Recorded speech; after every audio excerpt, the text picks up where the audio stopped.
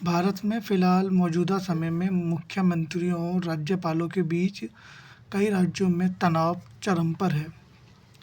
इसी जनवरी में कई गैर बीजेपी जो जिन राज्यों में बीजेपी नहीं है, खासकर दक्षिण भारत के राज्यों में मुख्यमंत्री और राज्यपाल के बीच का जो तनाव है वो काफ़ी चरम पर है।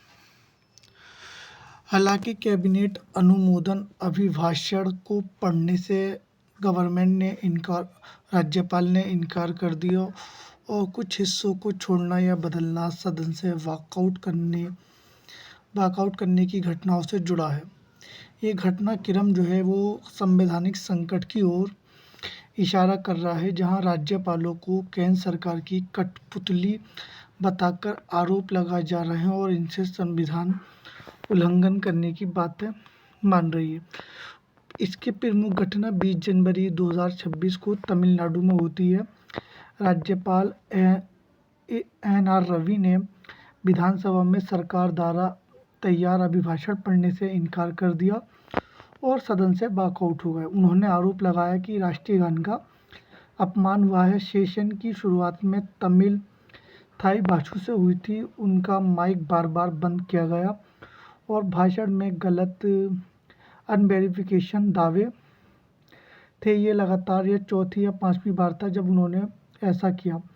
मुख्यमंत्री एम के स्टालिन ने इसे सदन की गरिमा का अपमान बताया और संविधान में राज्यपाल के अभिभाषण को अनिवार्य करने वाले प्रावधान को हटाने के संशोधन की मांग की है। वहीं दूसरा मामला केरल का है। केरल में भी 20 जनवरी का है, जहां केरल के राज्यपाल राजेंद्र विश्वनाथ अरनकर ने लगभग 2 घंटे अभिभाषण पढ़ा, लेकिन केरल के मुख्यमंत्री पिनरई विजयन ने बाद में सदन में कहा कि राज्यपाल ने कैबिनेट अनुमोदित भाषण के कुछ हिस्सों को छोड़ दिया या बदल दिया, खासकर केंद्र सरकार की वित्तीय नीतियों की आलोचना करने वाले पैराग्राफ की पेंडिंग बिल्स आदि थे। विजय ने इसे असंवैधानिक तैयार किया और सदन के जो मूल संस्करण का रिकॉर्ड करने की मांग की। कर्नाटक में 22 जनवरी को हुआ है। कर्नाटक के राज्यपाल थावरचंद गहलोत ने संयुक्त सत्र में सरकार द्वारा तैयार भाषण पढ़ने से इनकार कर दिया। उन्होंने केवल 2-3 लाइनें ही पढ़ी। My government is commitment doubling economy social and physical develop of the state, जय हिंद जय कर्नाटक, और सदन से बाहर चले गए। विवाद की वजह भाषण के केंद्र में मनरेगा रद्द करने गए थे और बीजे राम और बीजी बिल विकसित भारत गारंटी फॉर रोजगार आजीविका मिशन की आलोचना की। मुख्यमंत्री सिद्धरमैया ने इसे संवैधानिक उल्लंघन बताया। उन्होंने कहा कि ये भी राज्यपाल जो है केंद्र सरकार की कठपुतली बनकर काम कर रहे हैं और सुप्रीम कोर्ट जाने की बात कही। सदन में इसका हंगामा हो रहा है। आखिर क्यों बढ़ रहा है? ये 3 राज्यों में 2 दिन के भी अंदर ही ये ऐसा हुआ है और ये तीनों बार ही दक्षिण भारत के राज्यों में हुआ है।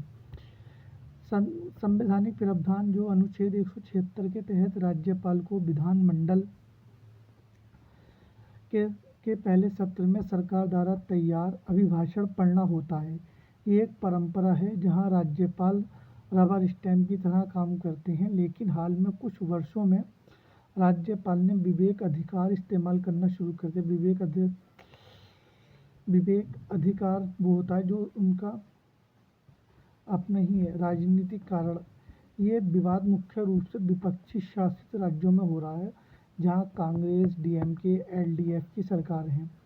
राज्य सरकारें आरोप लगाती हैं कि राज्यपाल केंद्र सरकार के एजेंट हैं और राज्य की आलोचना करने वाले हिस्सों को वो ब्लॉक कर देते हैं, और इसके जो व्यापक प्रभाव हैं इससे केंद्र और राज्य के संबंध लगातार खराब होते जा रहे हैं, जैसा कि पहले से ही थे। दक्षिण भारत में केंद्र सरकार और राज्य सरकार के बीच हमेशा तनातनी बनी रहती थी। समाजवादी और कांग्रेस के दौर में भी काफ़ी तनातनी बनी रहती थी। और जनवरी 2026 में ये घटना जो भारत का संघीय ढांचा है उस पर सवाल उठा रही हैं। दक्षिण भारत के इन 3 राज्यों में एक साथ ऐसा होना कोई संयोग तो है नहीं। ये केंद्र और राज्य सरकार के टकराव का नया चेहरा है। अगर ये सिलसिला जारी रहा तो संवैधानिक संकट गहरा सकता है और सुप्रीम कोर्ट या संसद में कई बड़े बदलाव की ज़रूरत हो सकती है। यानी अब जो संकट देश में चल रहे थे वो ख़त्म नहीं हुए, लेकिन उसके बाद ये नए संकट और चालू होगा। राज्यपाल और मुख्यमंत्रियों के बीच विवाद। अब सुप्रीम कोर्ट जाएंगे, वहाँ वहाँ इन इन इन सब की मुकदमेबाजी होगी और आम लोगों के जो केस होंगे वो तारीख पे तारीख बढ़ते जाएंगे। राज्यों की तनातनी से केंद्र सरकार का समय भी खराब होगा और कोर्ट का भी समय खराब होगा और सीधा असर आम जनमानस पर पड़ेगा, जो कोर्ट में इंतज़ार में होते हैं कि आज हमारा फैसला आएगा। ये नहीं, वैसे भी भाजपा राज्यपालों से बखूबी काम निभाती है, चाहे वो केंद्र शासित राज्य के राज्यपाल हों या फिर वैसे उनकी राज्य गैर शासित बीजेपी भाजपा वाले